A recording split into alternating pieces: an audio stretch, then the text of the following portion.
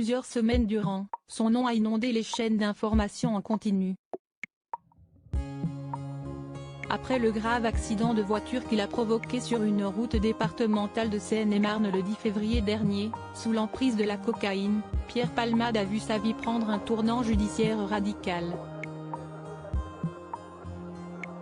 Une enquête pour homicide involontaire a notamment été ouverte après l'annonce de la mort du bébé que portait la passagère du véhicule percuté par l'humoriste.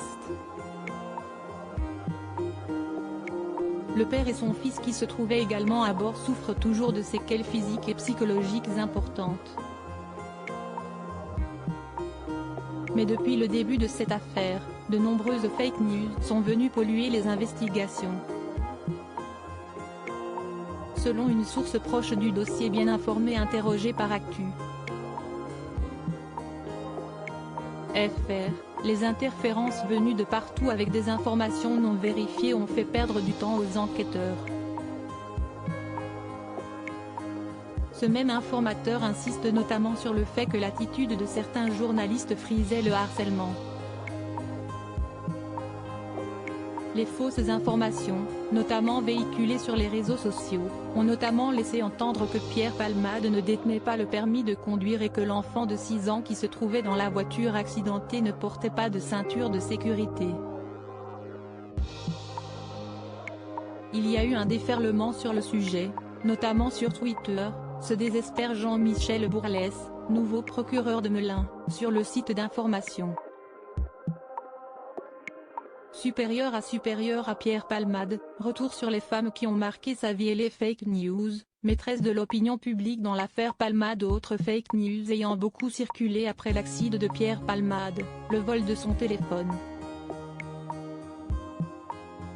Or, Jean-Michel Bourlès le répète, le smartphone du comédien se trouvait sous scellé, comme la procédure judiciaire l'ordonne toujours. Il a aussi été raconté que la femme qui logeait l'un des hommes qui accompagnait l'humoriste lors du drame avait été arrêtée et placée en garde à vue.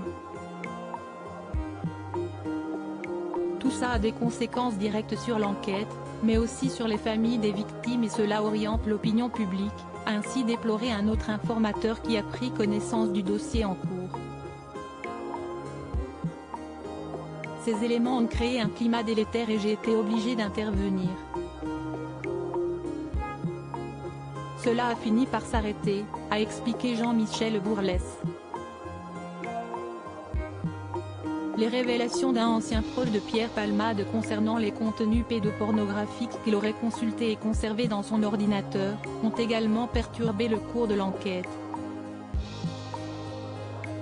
À la suite de la déposition du témoin, depuis mis en examen, la parquet de Paris avait en effet immédiatement ordonné une perquisition dans l'appartement parisien de l'ami de Michel Larocque.